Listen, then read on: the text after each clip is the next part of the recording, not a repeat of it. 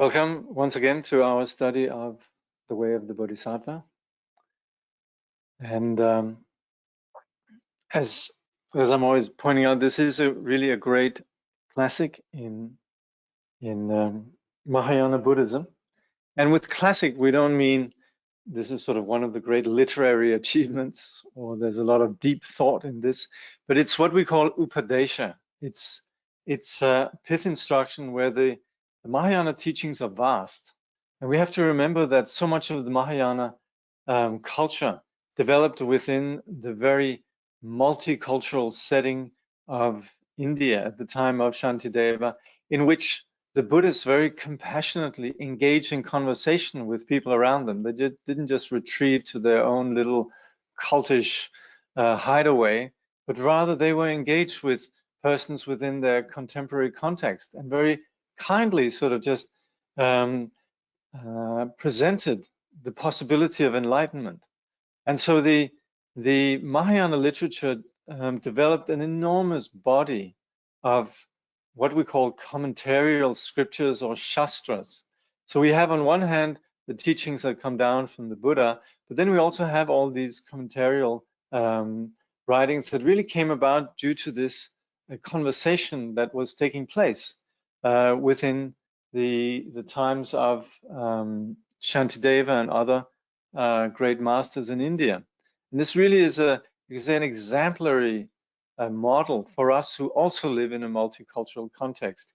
Not everybody in this world is Buddhists, which is obvious, but there's very much implicit in the nature of the Buddhist path this engagement with others and taking part in conversations and adding a new radical dimension to our reality, which is not about just retreating into the and regurgitating familiar narratives about who is good and who is bad and etc., but rather engaging a wider perspective that introduces this dimension of wisdom in which all phenomena really existing on the basis of causes and conditions have no inherent existence, and us attributing solidified realities onto what is in fact just a fluid display of conditions, and on the basis of that retreating into attachment and aversion, and again rigid positions in regard to these perceived objects, and as such increasing this divide between sections of our culture, sections of our societies, ourself versus others, is a way that we perpetuate this discourse of ignorance. And so that's where neither we gain anything nor anybody else gains anything. And meanwhile, there is this incredible vision that the Buddha provided, which is this great openness that understands the nature of reality as being open and fluid, and as similarly also our own subjective experience, which is open and fluid.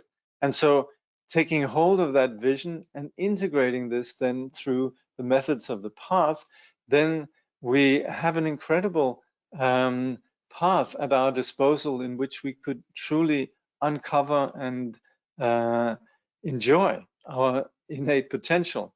And so we should appreciate how the vastness of the existing Buddhist commentarial traditions, while they of course were articulated in a time that's, some between 12 and 15 centuries before our time, they nevertheless deal with issues that actually we share nowadays in terms of just objectifying phenomena as solid, or proposing the idea that there is no truth in the universe, or whatever it might be, what we sum up as eternalism and nihilism. This is universal. And of course, the language used in ancient India and nowadays are different, but the themes are the same.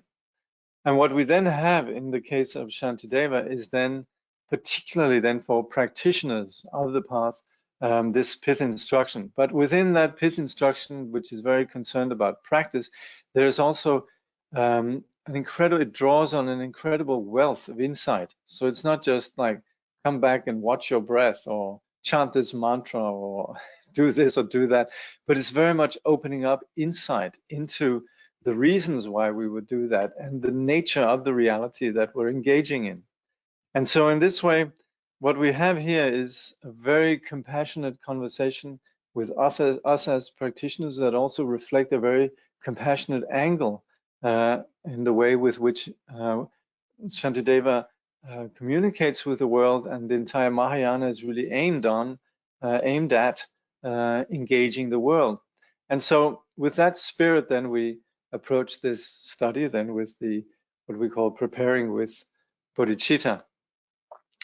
So again, like His Holiness suggests, we'll begin with just some preliminary opening chants. Abandon evil doing, practice virtue well, subdue your mind. This is the Buddha's teaching.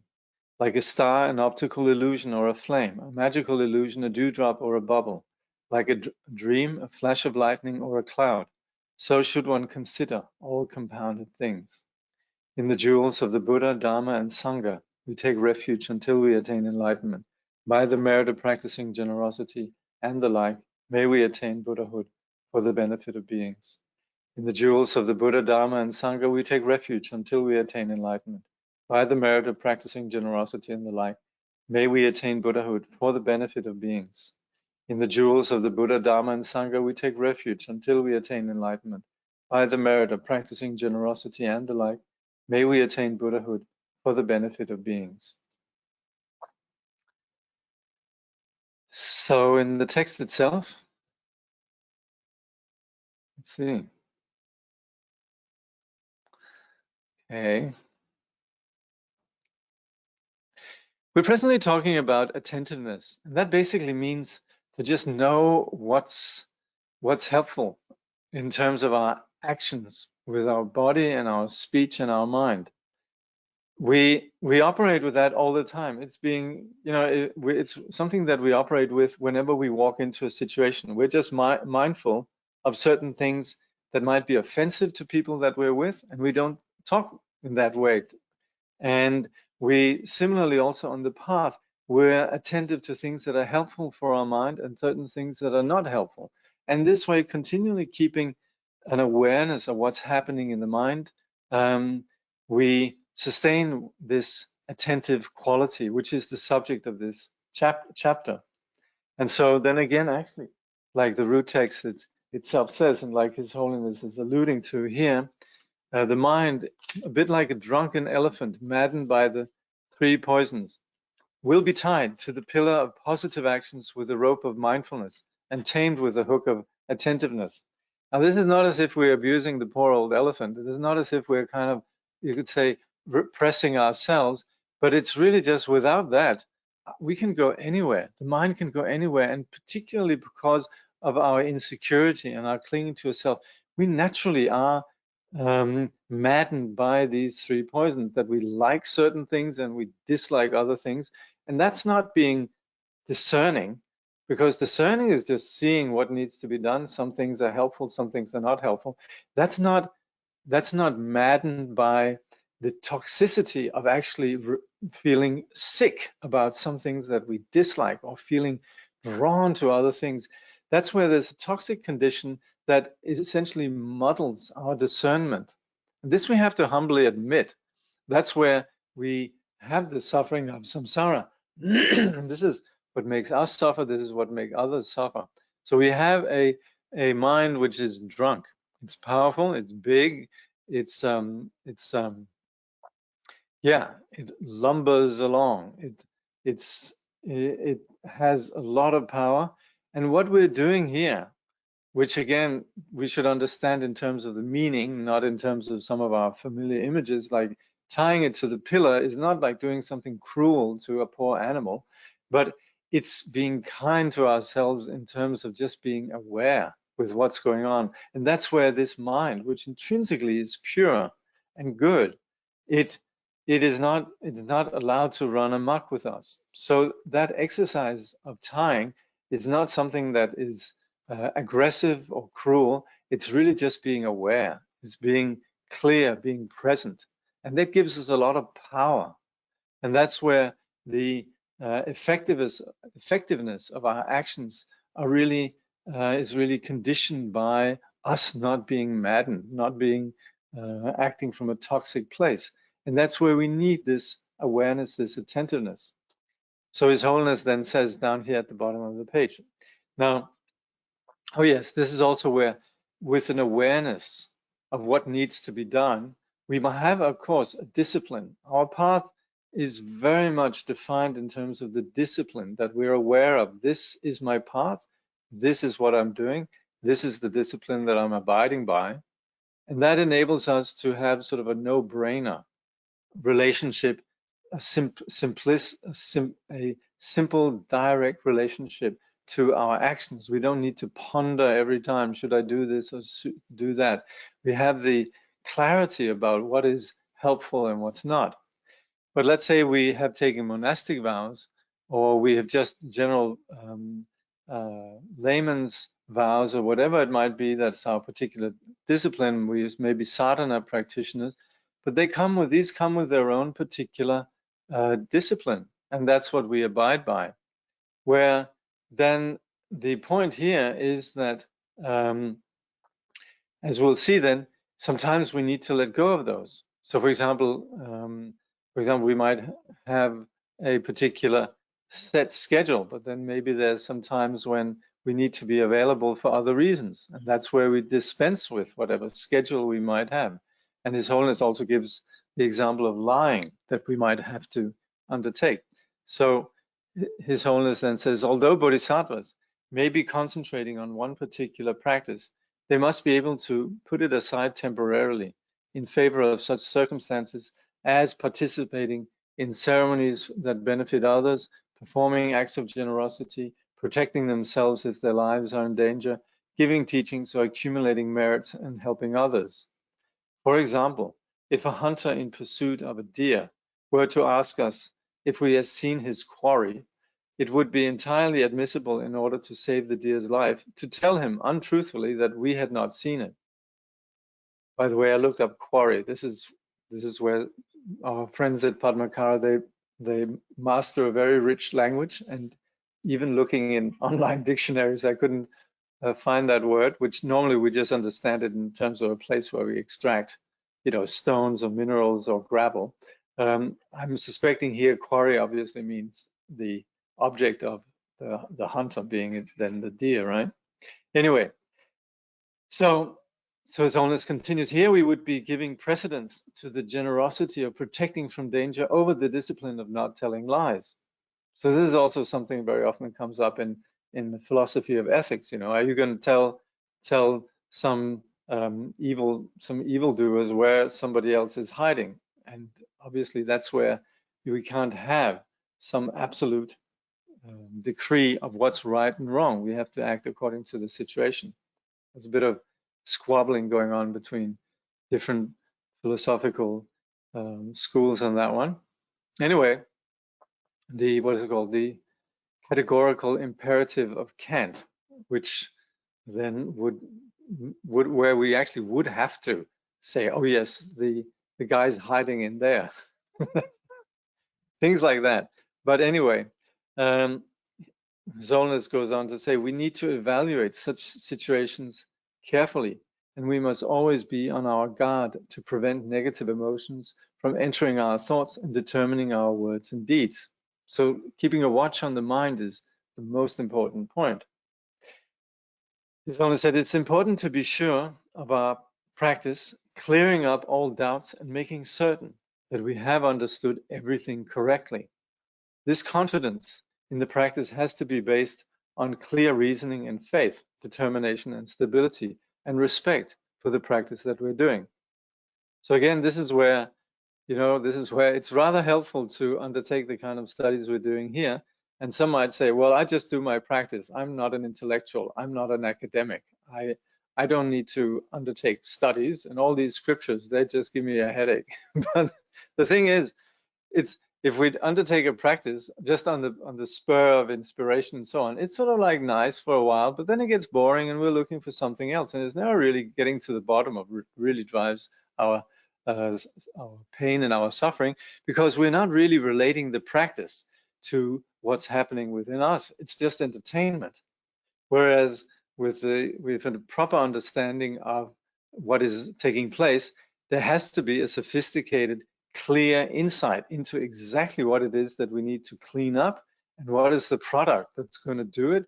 And once we find the product that actually does the job, we have enthusiasm, we have faith, we have determination, and all these qualities. And that's where really sustained, vigorous practice then originates from.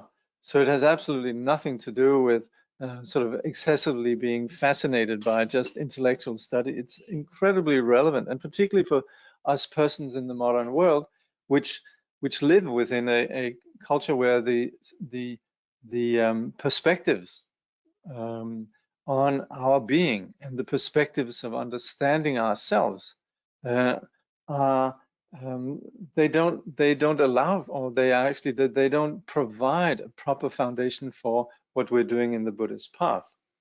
I was just reading a really great article on the practice of mindfulness that's been appropriated within a modern context, and that is where mindfulness is essentially nowadays intended to lead us to feel better. So that's where the success or the failure of mindfulness practice, people saying, oh, mindfulness is really great because I feel a lot calmer now. I feel a lot less stressed. That's all in the service of feeling good for me. And if we then don't feel better, then we say, oh, mindfulness is not working for me. And that's where the mindfulness that we then have really is a diminished mindfulness that really just serves the familiar habitual agenda of something that's going to make me feel better. Whereas mindfulness in a Buddhist context, that's actually being able to properly engage with the reality of the mind that due to causes and conditions always is going to be feeling good or feeling bad due to the imprints in the mind. So that's where the practice of Buddhist meditation, Buddhist mindfulness, is intended for us to actually settle and be grounded and begin to properly experience the fullness of the vastness of the mind, in which all these experiences of pain and pleasure, they come and go, and develop a condition in which we're not censoring out something, saying, I want that particular state of mind, I don't want that particular state of mind. And that's where the Buddhist practice of mindfulness is all based on the vision of no self, and beginning to discover reality beyond just the filters of our likes and dislikes. So there's a vastly different objective within the practice of mindfulness in Buddhism, and then the way that it's being appropriated within contemporary practices, where it just serves to make us feel better. So that's where for us to actually look at the nature of the practice that we're undertaking is to really determine the depth and the profundity of the implications of practice. Otherwise, we're just going to be, tagging along doing practice, saying, hey, this is going to make me feel great, and our friends saying, ah, you're doing all this Buddhism, does that make you feel good, And that kind of culture of just saying, well, the practice of Dharma should make you feel good. That's completely missing the point of what we're trying to do with the Dharma. It's not about some passing experience of well-being. It's about the eliminating the cause of suffering altogether. So that's where there has to be this much more substantial and proper understanding of what the project is, what are the premises for our project, and how to actually proceed to effectively get to the bottom of the cause of suffering. So that's where when we engage with the path, it has to be done on the basis of clear reasoning. We have to actually understand what it is that we're doing, and that's why we study the teaching. So in addition to that, then of course, there's all the ways in which we integrate and carry the teachings in terms of our practice, in terms of our actions. And His Holiness goes on to say, our actions should be guided by our own conscience, by concern for what others might think, which is what we then call decorum, which is on one hand conscience. We see for ourselves, are we happy with who we are and what we're doing? We have the sense of decorum, not offending others, and also by dread of the consequences of negative actions. We know that engaging in aggression, engaging in toxic emotions is going to have corresponding results. And this again is not about some theistic moralism where somebody's going to judge us, but it's just if you put salt in your tea, it's going to taste salty. If you put sugar, it's going to taste sweet.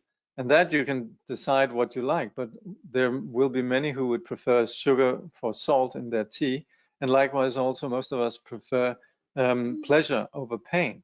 So you could say the consequence of our actions is not about some absolute theistic moralism. It's simply just identifying that actions have a particular consequence. If we're constructing ourselves on the basis of aggression, then we're going to experience the particular style of imprisonment that is laced with the atmosphere of aggression.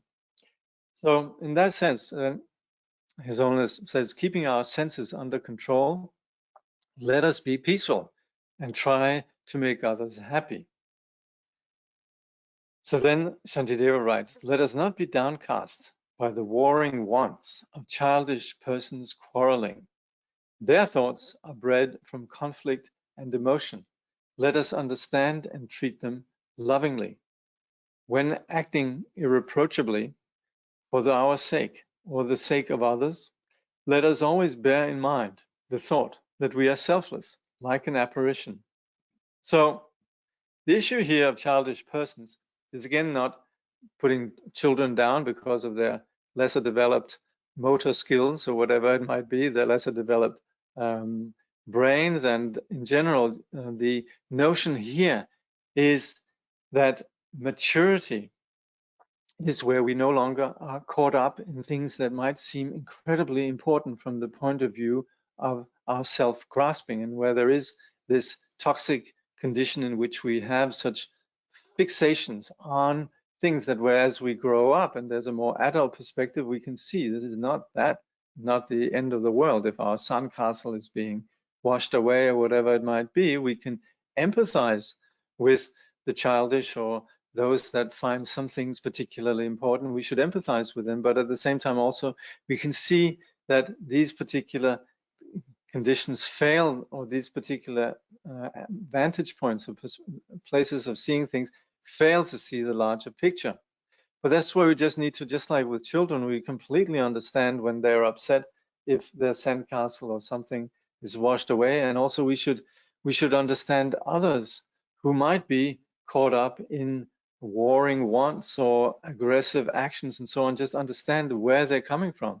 This is not them. It's bred from conflict and emotion. It's bred from their particular conditioning. And that's where, just like we would treat children with respect and love, etc., then also Shantideva says, let us understand and treat them lovingly. So that's also when we are encouraged here to just act in a way where we don't have regret, and keeping always in mind this fluid, open dimension of our mind, which is ultimately without any particular self. We're going to be looking a bit more at that. So His Holiness says, childish persons here refers to those of immature intelligence, that is, ordinary beings with no realization. If we mix with such childish people, we risk losing our direction and will not be able to help others. So that's where, of course, we can't help being with people who have different, driven by various emotions, etc. But it's more about us being influenced by them. So His Holiness says, so while we should avoid being influenced by them, we should not get discouraged or annoyed by them. Rather, we should feel great compassion for them as they are in the grip of their negative emotions. So that's where we shift from the ordinary reaction, which is annoyance, into actually having this condition of understanding them and having and lovingly accepting them for what they are, rather than the way that they are acting due to their particular conditions.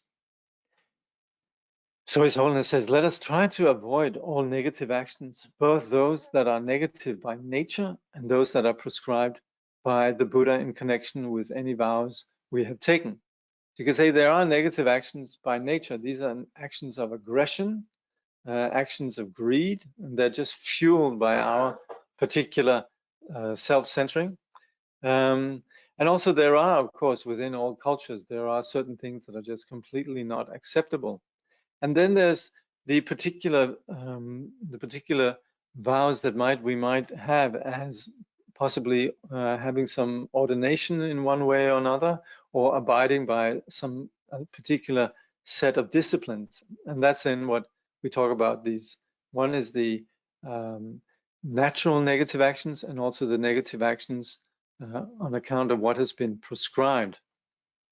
So we talk about two kinds of negative actions. At the same time, let us keep foremost in our minds the intention to benefit others. For example, if allowing someone not to lose face will be the best thing for them, we should do our best to act accordingly. So it's not like, hey, this guy's a hypocrite, I'm going to expose his hypocrisy.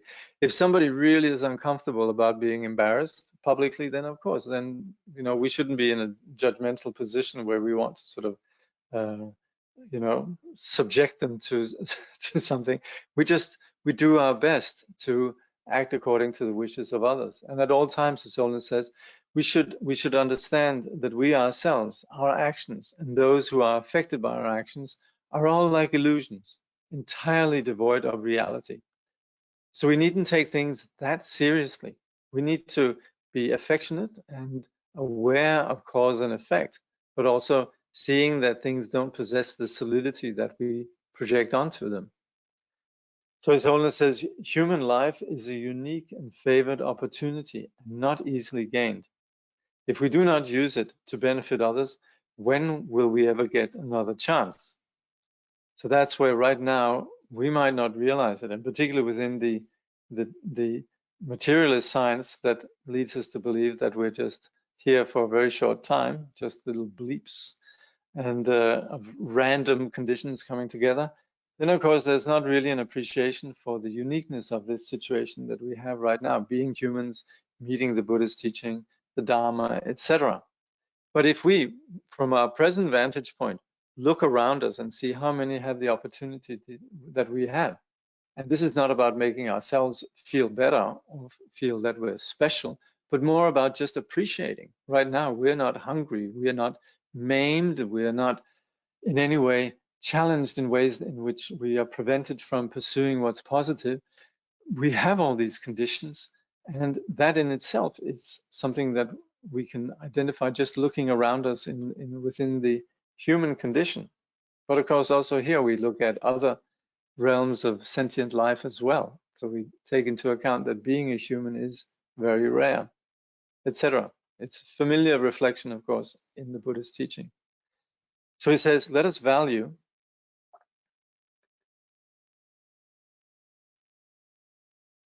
this occasion and cultivate joy in esteeming others more than ourselves. Our determination in this should be as stable as a mountain. So that's where understanding lack of self and not being caught up in ourselves and looking around and having a sense of our relationship with others. Our path is not about isolating ourselves, but engaging with the world. Shantideva discusses next the danger of being excessively attached to our bodies, which can prevent our doing positive actions. So this is where Shantideva, his logic, which is it's radical, and it's very much founded on the logical tradition of India. But of course, it applies. It's just not the way that we normally sort of go around thinking of things. But the fact is, as far as our body goes, if we investigate, we cannot find an I. But nevertheless, we attribute I to both our body and our mind. So there's this, what we call the skandhas, the aggregations, that has been hijacked. Our body and our mind has been hijacked by this delusion that is entirely a delusional projection saying me. So there's definitely a mind, there's definitely a body, but what we're doing is we've hijacked it. It's been appropriated by a delusional condition of saying me. And that's that's entirely extraneous to the actual reality of we cannot find any me in this. And that's where Shantideva then says, why, O foolish mind, don't you appropriate a clean form carved in wood? How is it fit to guard an unclean engine for the making of impurity? So the delusional mind has presently seems to have hijacked this body here. And this body is made, and this is of course Vajrayanists, just forget about the whole purity thing. Just from our ordinary conventional perspective, we're just talking about what's karmically created. So we're not talking about the abiding nature of the innate deity, but we're talking about the karmically projected phenomenon with its likes and dislikes and the whole drama around an ordinary sentient being in their particular body. And that's where we talk about this being an unclean engine, in the sense of it's just made up of gross matter that we don't particularly like. You know, we can, of course, on the surface, we can sometimes like bodies, but generally if we sort of start opening up, it's not that appealing. So again, forget about the Vajrayana perspective, just understanding the conventional reality of the way that we perceive our body. And for making impurity is really just for us continually engaging in karmic patterns that just drives our suffering. So that's where we have to question the entire prioritizing the body the way that we do. And that's a very basic reflection, of course, within the monastic tradition, yes, but also in the general reflections in regard to our attachment to both our own and also others' body. So that's where the Shantideva says, why do you do that? You know, if you're so attached to bodies, you should attach yourself to a lot nicer body. You know, there's some very beautifully carved statues, you know. So that's where he's exposing this delusional practice of our attachment to self. So he says, first, with mind's imagination, shed the covering of skin, and with the blade of wisdom strip the flesh from off the bony frame. And when you have divided all the bones and searched right down amidst the very marrow, you yourself should ask the question, where is the essential core? If persisting in the search, you see no underlying essence, why do you protect with such desire the body that you now possess? So this is standard procedure in all the Buddhist traditions, which is the investigation. We would say the Buddha never ever suggested that enlightenment will be attained by going into some extraordinary dimension. Enlightenment is attained through us investigating our reality, investigating our assumptions.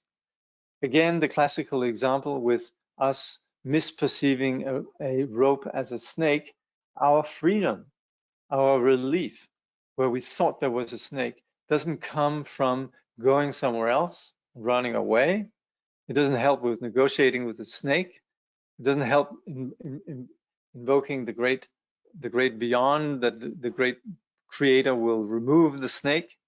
It's through looking at the very object that is the cause of our panic and fear. It's from looking at that we're free.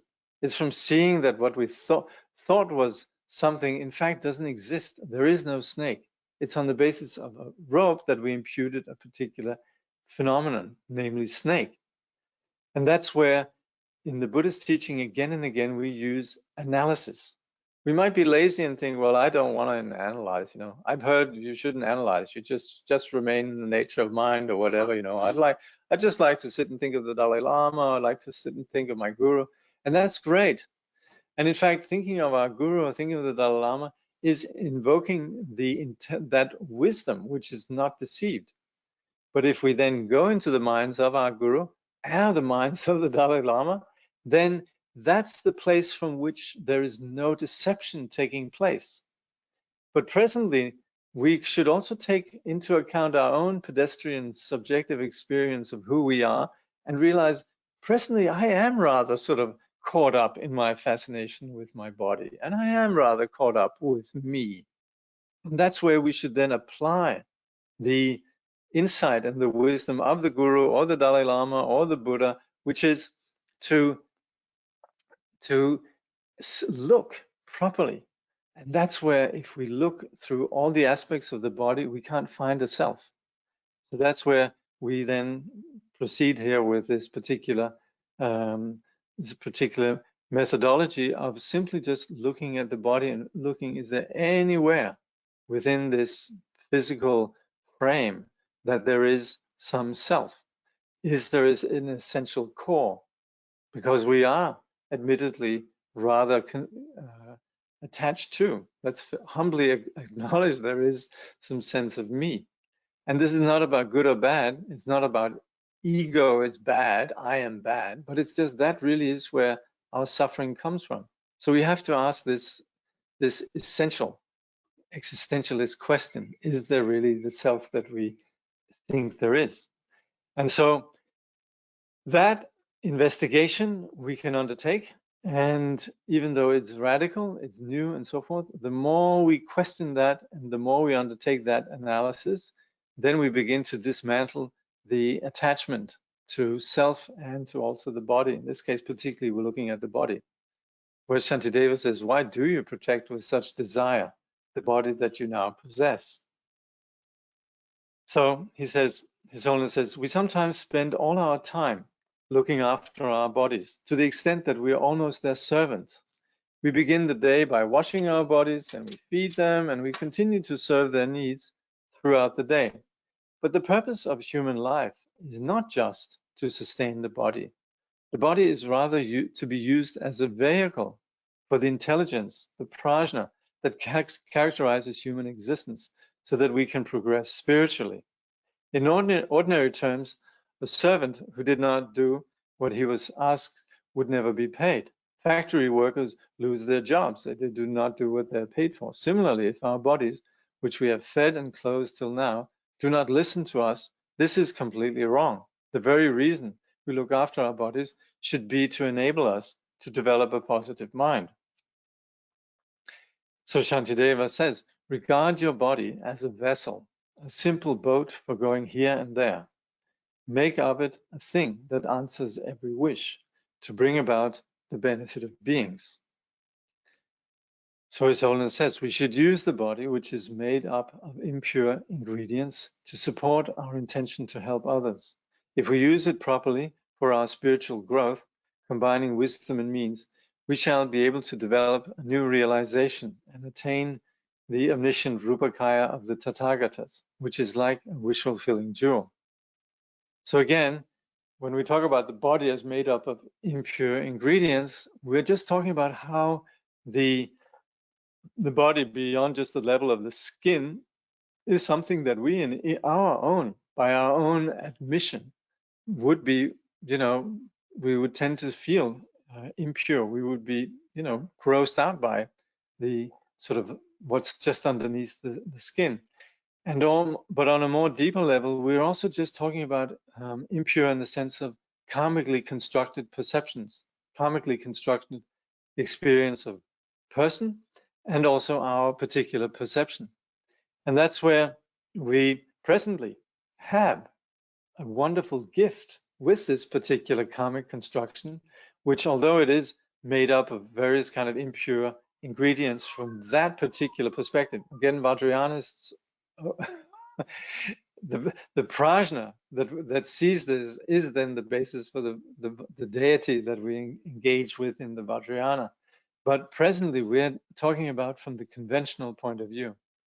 And so that's where, if we then, with the gift and this incredible support of the human body, engage in the spiritual path, and we combine the insight, the prajna, with also the means, which is the engagement on the path and the practices of the path, we'll be able to gain new realization, eliminate confusion, unveil the natural condition of awakening, and from that, then we have we can manifest in this world compassionately, which is what the Rupakaya is all about. So we talk about the Rupakaya as the compassionate manifestation. The footnote says the Rupakaya is the form body of a Buddha in which he or she appears to beings. It comprises, so there's two aspects to that, the Sambhogakaya and the Nyamanakaya. So the Sambhogakaya is the subtle qualities that are innate to enlightenment, that manifest to benefit others. These are the qualities such as strength, compassion, and wisdom. And so these are the qualities associated with the great bodhisattvas, etc. But they exist on the level that is intangible when we talk about them as Sambhogakaya, and they exist in the level which is tangible, manifesting within this world, when we then talk about Nyamanakaya. But both of these, subtle and intangible, and visible and tangible, these are both the form body of the Buddha. This is both the manifested aspect of enlightenment. So then, again, talking about this, the context here, which is this attentiveness in which we should just get things straight and not be deceived, then His Holiness, or rather Shantideva says, be the master of yourself and have an ever-smiling countenance. Rid yourself of scowling, wrathful frowns, and be a true and honest friend to all. His Holiness then comments, true practitioners are unaffected by external pressures and their own emotions, and they are free to secure the temporary and ultimate benefit of both themselves and others. They remain independent, fear nothing, and are never at odds with themselves. Always peaceful, they are friendly with all, and everything they say is helpful. Wherever we go, let us be humble and avoid being noisy or bossy. Let us not hurt other people's feelings or cause them to act negatively. Rather, let us be friendly and think well of others, encouraging them to accumulate positive actions. So this, again, it's important. This is not like a moral, sort of, again, a categorical imperative where we're saying, you should be, this is how you should be, you know, you should not have emotions, you should be free, you should, you know, you should be always peaceful and friendly. That's not what we're saying here. This is what we're striving towards. So we are what we are, like Pema Chodron says, what is it, start where you are, you know, that sort of thing. So we have to be real with who we actually are and work with that. But we also have a clear vision of what it is we want to be. And there's a clear idea of what we don't want to be. So that's where we are aiming towards, and eventually this will succeed. And of course, that is what we also would want from others. We don't like when others are not peaceful, when they're not friendly, when they're bossy or noisy. We don't like that. And that's why we would want to strive to become like that ourselves. We don't like when other people hurt our feelings. So of course we don't want to hurt other people's feelings too. This is only too obvious. So that's why we have a very clear objective. And that's where we can't really point fingers at others and saying, you know, well, that's a long time practitioner. I thought that person would not be hurting other people's feelings, you know, and so on. We're going to have to, unfortunately, just come back to where we actually can do something and ourselves then apply this. So that boils down to what is being said here, like His Holiness says, let us be friendly, think well of others, encouraging them to accumulate positive actions. That's effectively doing what we can do rather than engaging in trying to change others. But that is the vision really of the path, at least in terms of just, you could say, on the behavioral aspect.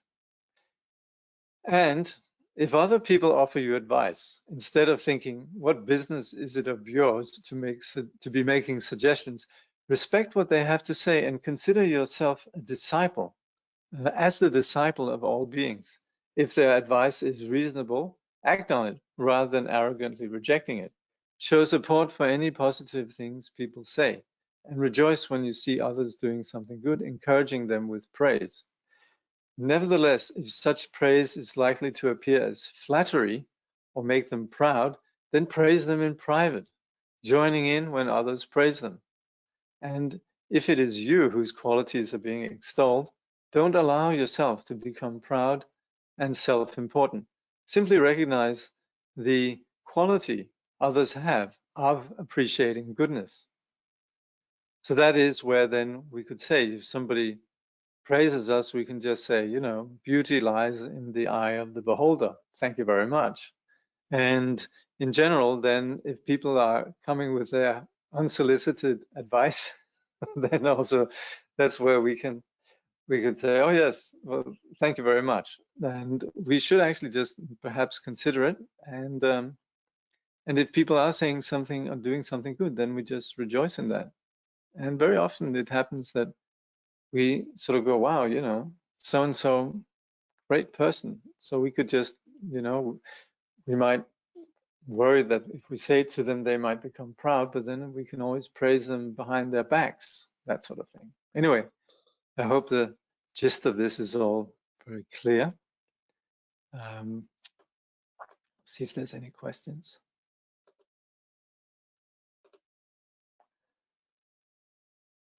Oh my God. So there's a friend down in Melbourne. She's saying, while you were speaking about 10 minutes ago, there was an earthquake in Melbourne. Really? Things falling in my room, whole building shaking. Just found out it was a 5.6 on the Richter scale. Wow. So unexpected. But just trying to listen to you. Oh, wow. Good on you. Hang in there. I'm sure you could say, your good intention behind in attending this would have had some good impact. As the teachings are saying, examine attachment to body. Well, good on you. Gosh, I hope everybody's okay. Yeah. 5.6, that's substantial, huh? Yeah. Mm. Oh, well.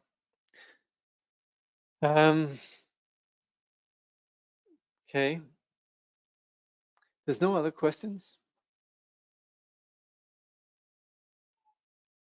Ah. So, okay, someone else in Melbourne says the earth was moving. Oh. How can we intervene or help when we are around someone whose speech and others are hurting others? Many thanks. It's very difficult, isn't it? And I mean, the best thing we can bring to the situation is some atmosphere of not threatening them and not creating more fear, because they're obviously in a very toxic state. So if we can sort of bring that down and create an atmosphere in which they at least are beginning to feel less, you know, toxic. But it's very difficult. And that's where, you know, sometimes it takes really great persons to be able to break through that. Very often we're just going to have to ourselves, just watch ourselves that we're not affected by it, you know. That's where it's really, really embarrassing when people think, well, now I'll act as a crazy wisdom person and just cut through it. And very often it just becomes a complete mess. So generally, unless you're a supremely realized being, then really just being gentle and essentially not, you could say, adding more fuel to the fire is probably the best way to proceed. Yeah.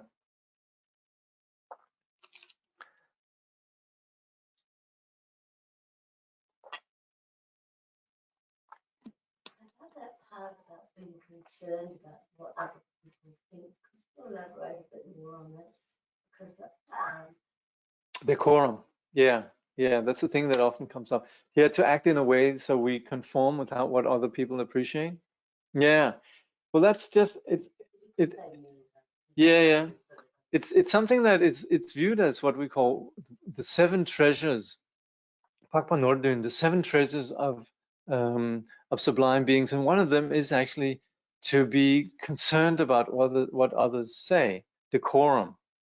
And that's where we have two witnesses. There's the witness within in terms of our actions.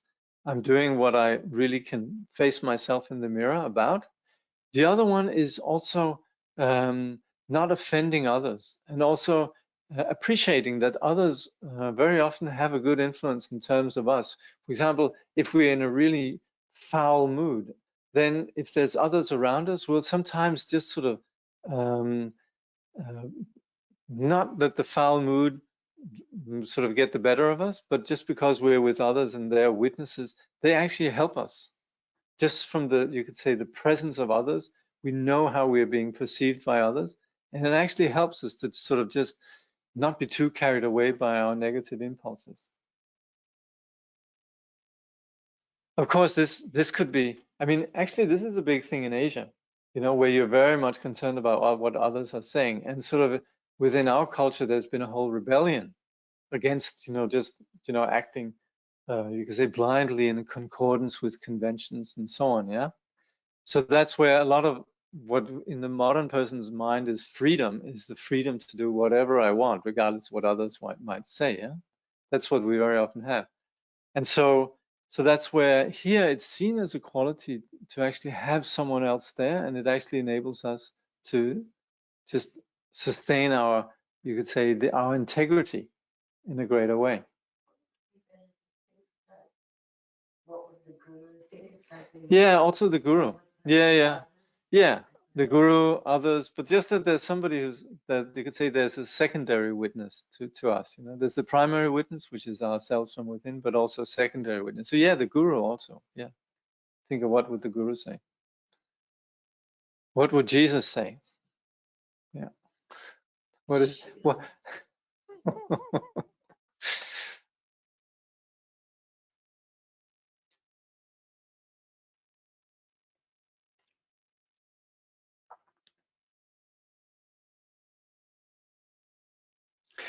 Have you anything to say regard protests or compliance with regards to wise discernment? I'm not sure I get that. Have you anything to say regarding protests or compliance with regards to wise discernment? Is this about the protests, like the anti-vax protests? I don't know. I mean, protesting is a great thing. It can be, you know, just we're actually with the Buddhist path. We're protesting ignorance, right? It's a rebellion against the rogue government of ignorance. We're sort of like we no longer want to be confined to just living in the dark. We want to see clearly. We want to see a vast vista of, you could say, luminous reality. We refuse to just live in the shadows. So that's where we're protesting, right? And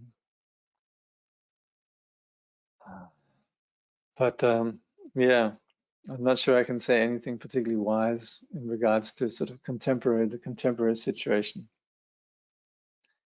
Yeah, but again, you know, of course, this manifests externally, but you know, also it has a lot to do with the internal. You know, it's a shared karmic phenomenon that we have, our world, right? But when we only operate on the external level, we still fail to actually deal with the real cause.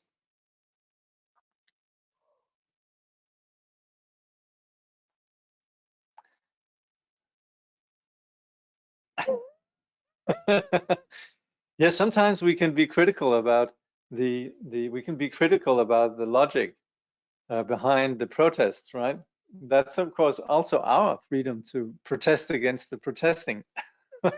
so, it really all comes back to us having our own particular views, really, and we would want to, of course, be discerning, and that's where we're much more discerning when there is less toxicity, when there's more understanding of the causes and conditions present within, you know, and that's where we also need to make sure we're relying on, you could say, valid, you know, valid knowledge. Yeah.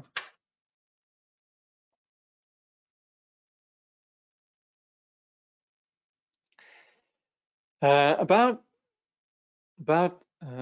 the earth moving and so on. So, you know, sometimes we would say at the time when there's an earthquake or when there's eclipse or when it's equinox, which I think actually we might have, then it's a good time to chant the prayer of Samantabhadra, you know, the Kuntu Zangpo Mönlam.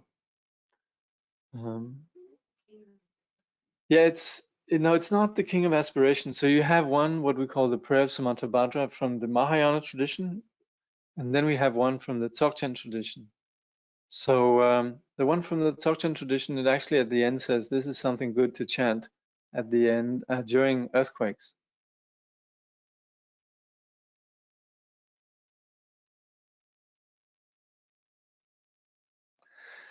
So yes, yeah.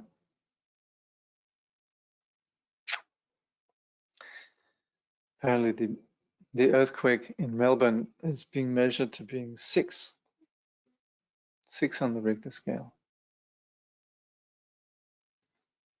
I hope everybody's all right. And then, so again, this is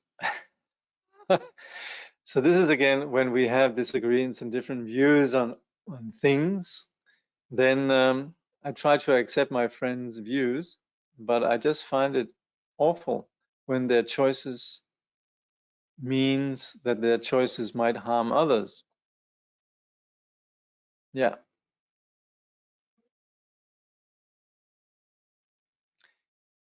Yeah. Yeah. The confession liturgy advises us not to associate with transgressors. Is this in conflict with what is being advised here? Yeah, I think in the tantric context there is some advice against transgressors, but again, honestly, these are early days in terms of modern tantrism and modern Vajrayana, and so much confusion is going in there.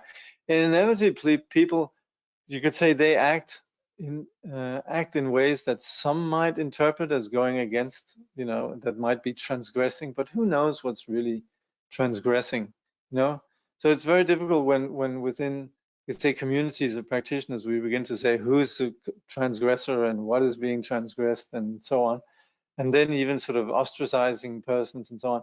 I think we should take it easy. You have to be a very big time Vajrayana practitioner to really do something offensive in terms of Vajrayana transgression. So I think for the most of us, we are all just coming from a fairly innocent place, really. We're just trying to apply the Buddhist teaching, and if we fail in one way or another, that's almost predictable in terms of the novelty of the path of enlightenment within our culture.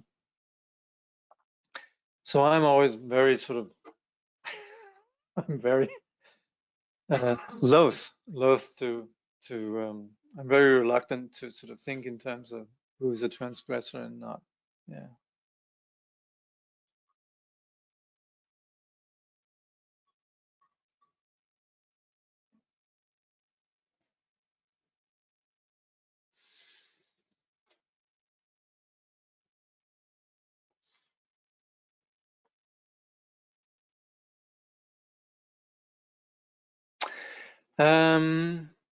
I think us modern people are sometimes too learned for our own good. Maybe practitioners in India and Tibet didn't collect too many ideas about the world. They did.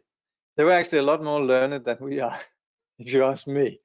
A lot more very accurate and you could say incisive analysis of reality like we actually looked at today. Because that's really actually looking at things wholeheartedly, properly, and really taking into account how the subjective projection can be profoundly deceptive. And that's again where the learned and accomplished masters of India, they identified how to really understand reality. It's no good to just look at external objects. You need to begin with the observer and taking that, you could say, critical component into account and understanding that we're actually not even seeing reality properly as long as there is a confused subjectivity, regardless of whatever instrumentation we might use. And however, you have double blind sort of methodology, etc. Still, the data and the way it's treated, etc., is very much construct a particular and consolidates a particular worldview according to the methodologies, the subjectivities, the interests, the bias, etc. And that's where the learned and accomplished ones of India, the Buddha, identified how it's essential to extract ourselves entirely from conceptual constructs and essentially what we call cognitive obscurations in order for us to see properly. So, but to do that, then you had great masters like Dharmakirti, who worked with epistemology, the theory of knowledge, how to actually properly understand reality without necessarily imposing our projections onto it. So there was a lot of, you could say, learning and a lot of capacity in terms of the science that's basic to what we're discussing here. So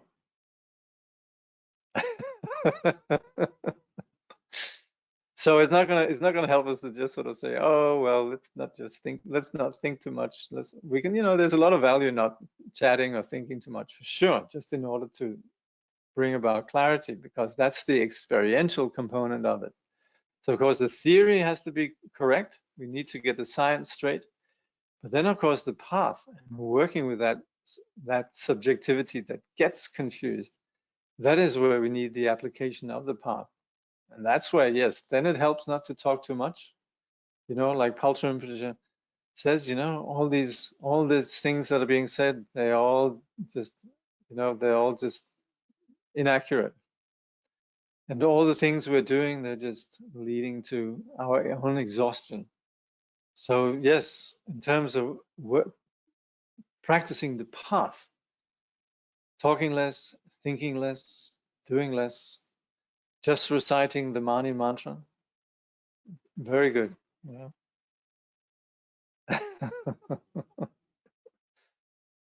Okay.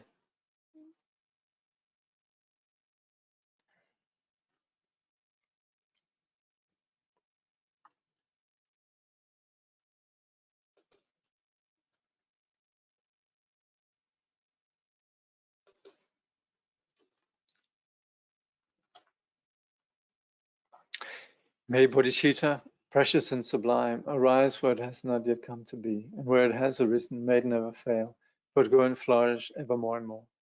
Through all our births, wherever we may be born, may we be endowed with the 7 good qualities of the higher realms. As soon as we're born, may we meet with the Dharma and have the freedom to practice it properly. At that time, may we please the Holy Gurus and practice the Dharma throughout the day and night. Realizing the Dharma and accomplishing its essential meaning, may we cross the ocean of existence in that life. Thoroughly teaching the Holy Dharma in this world, may we never tire of accomplishing the benefit of others. By this vast benefit of others, without partiality or bias, may all attain Buddhahood together.